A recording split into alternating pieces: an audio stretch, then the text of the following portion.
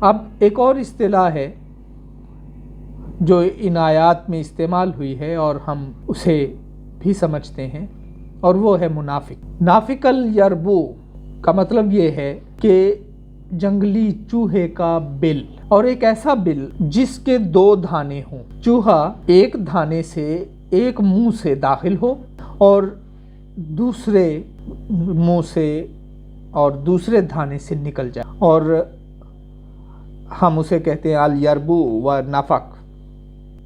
پاجامے کا نیفا ہوتا ہے، اس کو نیفا لفظ جو ہے وہ بھی نیفا کو سراویل ہے۔ نیفا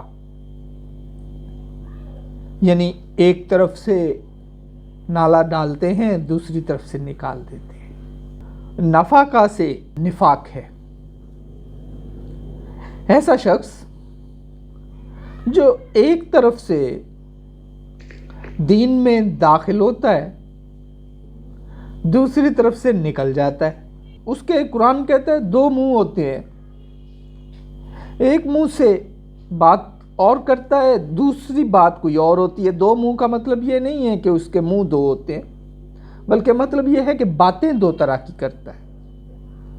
ایک اور جگہ پہ ہے کہ اس کے دل 2 ہوتے ہیں، اور آگے ہم اسی سورہ میں آگے دیکھیں گے قرآن کہتا ہے کہ 2 دل تو ہو نہیں سکتے، تو وہاں اشارہ اسی طرف ہے کہ دل 2 ہوتے ہیں۔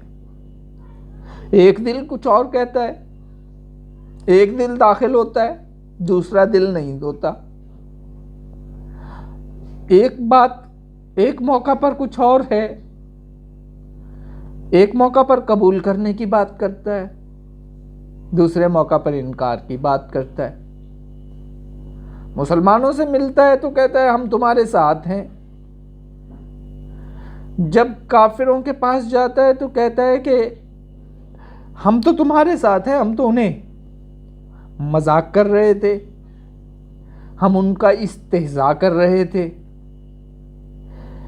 اصل میں ایک جگہ پہ اس کا ایمان پہ پوری طرح قیام نہیں ہوتا، کبھی مانتا ہے کبھی کفر کرتا ہے۔ ایسا شخص منافق ہوتا ہے۔ اور اگر لفظوں کو سامنے رکھیں تو منافق وہ ہوا جو شریعت میں ایک دروازے سے داخل ہوتا ہے، دوسرے سے نکل جاتا ہے۔